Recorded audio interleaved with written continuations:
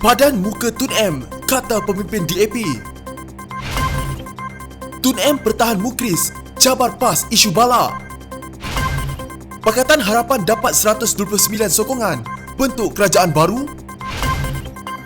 Akhirnya, Tun M dan mukris dipecat.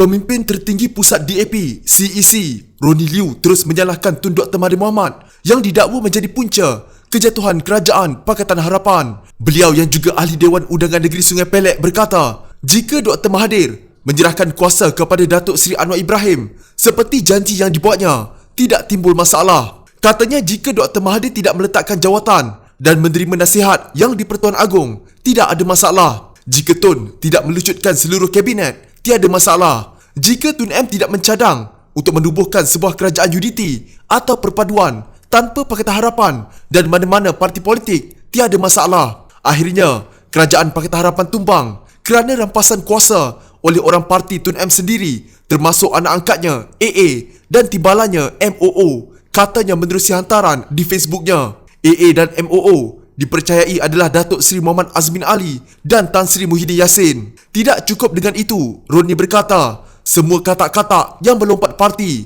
dari UMNO kini berada dalam kem Muhyiddin. Padan muka Tun M katanya. Tambah Roni, yang membatalkan Akta Melompat Parti adalah Dr. Mahathir. Malah yang menolak enakmen Akta Anti Melompat Parti juga Dr. Mahathir. Menurut beliau, jika wujudnya Akta Anti Lompat Parti, pastinya kerajaan Pakatan Harapan di peringkat pusat dan negeri, termasuk Johor, Melaka, Perak dan Kedah, tidak akan terjatuh ke tangan kerajaan sekarang.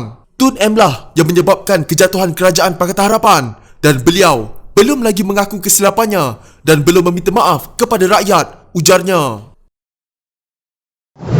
Bekas Perdana Menteri Dr. Mahathir Mohamad mahu Menteri Besar Muhammad Sanusi Mat Noor membuktikan bahawa terdapat saman hampir 1 bilion ringgit yang dikemukakan syarikat pembalakan sebelum ini sekiranya kerajaan negeri tidak membuka semula konsesi balak. Takut disaman pembalak. Katanya ada saman 1 bilion ringgit. Sanggup tunduk ke pembalak. Buktikan saman 1 bilion ringgit itu wujud dan kerajaan negeri akan kalah. Berani kerana benar, kata Dr. Mahathir dalam satu hantaran di Facebook. Sebelum ini media melaporkan, Muhammad Sanusi sebagai berkata, kerajaan negeri Kedah sedia mempertimbang membuka semula konsesi balak kepada syarikat tertentu susulan keputusan kerajaan negeri pimpinan Pakatan Harapan yang membatalkannya. Ini berikutan keputusan Menteri Besar ketika itu, Mukhlis Mahathir, yang pada Mac lalu mewartakan Ulu Muda sebagai hutan simpan dan kawasan tadahan air. Setiausaha akhbar kepada MB Kedah, Muhammad Mat Yakim kemudiannya tampil dan menjelaskan bahawa Muhammad Sanusi Mat Noor hanya melontarkan cadangan bagi menyelesaikan masalah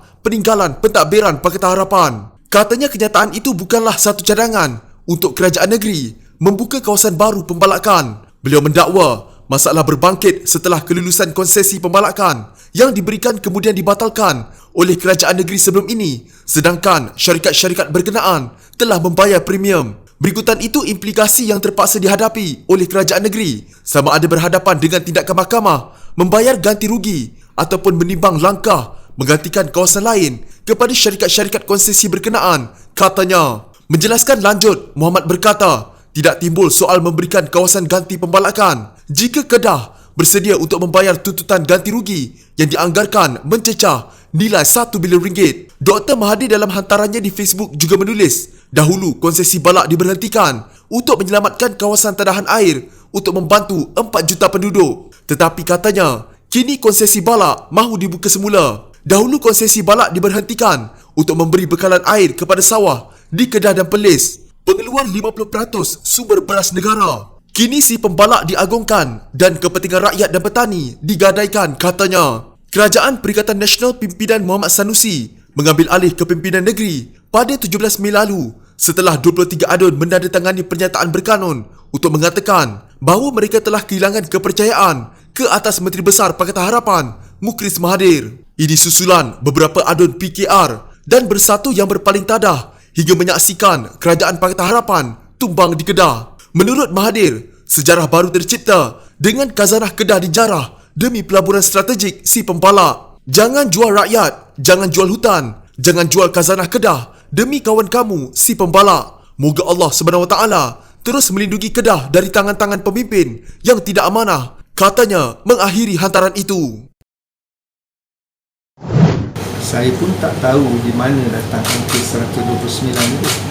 Saya pun tidak tahu dari mana datangnya angka 129 itu, kata Menteri Kanan Ekonomi Datuk Seri Muhammad Azmin Ali berhubung dakwaan sejumlah 129 ahli parlimen yang kini telah memberikan sokongan kepada Pakatan Harapan untuk membentuk kerajaan baru bagi menggantikan Perikatan Nasional. Bagaimanapun beliau menegaskan perkara tersebut tidak sepatutnya dibahaskan selepas Perdana Menteri Tan Sri Muhyiddin Yassin mendapat sokongan majoriti ahli parlimen sebaik Tun Dr. Mahathir Mohamad melepaskan jawatan itu pada penghujung Februari. Azmin turut menegaskan rakyat tidak perlu lagi diheret dalam kemelut politik dan pihak yang mempertikaikan perlu memahami bahawa pelantikan Perdana Menteri ke-8 telah dilakukan secara telus oleh Yang di-Pertuan Agong. Saya kira titah duli Seri Paduka Yang di-Pertuan Agong dalam perasmian pembukaan parlimen baru-baru ini jelas selepas apa yang berlaku beberapa bulan lalu telah menyebabkan berlakunya perubahan kerajaan. Perkara itu telah dimuktamadkan mengikut peruntukan Perlembagaan Undang-Undang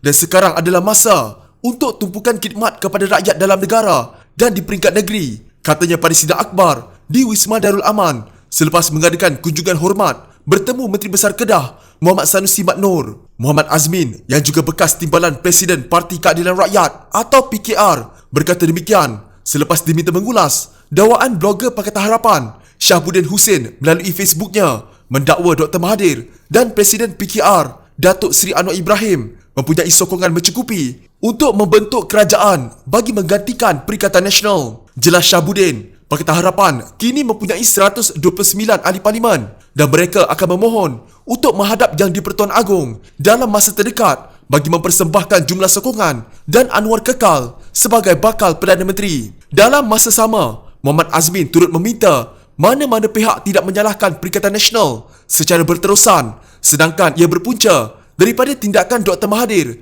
yang meletakkan jawatan Perdana Menteri sebelum ini. Cukuplah, jangan salahkan Perikatan Nasional kerana apa yang berlaku, kerana ada seorang Perdana Menteri meletakkan jawatan. Nak salah siapa kalau itu kehendaknya? Bila berlaku kekosongan, perlu diisi, itu sahaja, katanya. Dalam pada itu, Datuk Seri Najib Razak mencabar mana-mana pihak yang mempunyai cukup nombor untuk menumbangkan kerajaan Perikatan Nasional supaya membuktikannya. Sekurang-kurangnya, buktikan dengan 112 akun bersumpah. Pihak-pihak berkenaan tidak perlu menunggu sehingga parlimen bersidang untuk membuktikannya. Dedahkan sahaja sekarang, kata bekas Perdana Menteri itu. Jangan syai-syai atau malu-malu, katanya, yang juga merujuk kenyataan beberapa pemimpin pembangkang sebelum ini yang mendakwa mempunyai sokongan majoriti ahli-ahli Dewan Rakyat untuk menjatuhkan kerajaan.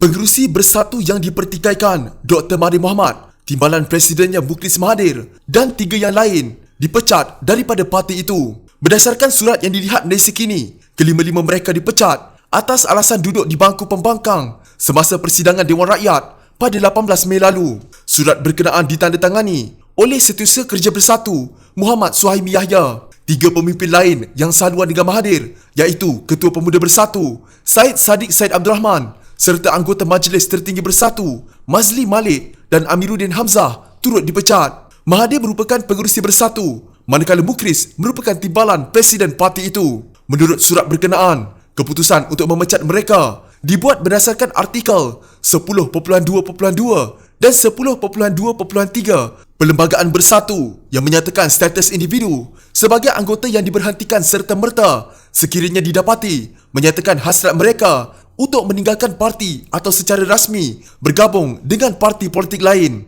Menjawab pertanyaan media, seorang pembantu kepada Mahathir berkata bekas Perdana Menteri itu meninggalkan pejabatnya di Putrajaya dan belum melihat salinan surat berkenaan. Kabar angin mengenai rancangan menyingkirkan Mahathir dan penyokongnya berlangsung sejak awal bulan ini dengan mesyuarat Majlis Tertinggi Bersatu yang kemudian ditangguhkan dipercayai akan menyokong keputusan itu. Bersatu berpecah selepas langkah Sheraton yang menyaksikan Presiden partinya Muhyiddin Yassin mengetuai majoriti pemimpinnya membentuk Perikatan Nasional. Mahathir merancang untuk melakukan usul tidak percaya terhadap Muhyiddin dan duduk di bangku pembangkang bersama 4 anggota Parlimen Bersatu yang lain semasa persidangan Dewan Rakyat pada 18 Mei lalu. Jika anda mempunyai gejala seperti demam, batuk dan sesak nafas, jangan berlengah untuk terus ke klinik atau hospital bagi menjalani ujian saringan bersama kita tangani wabak COVID-19.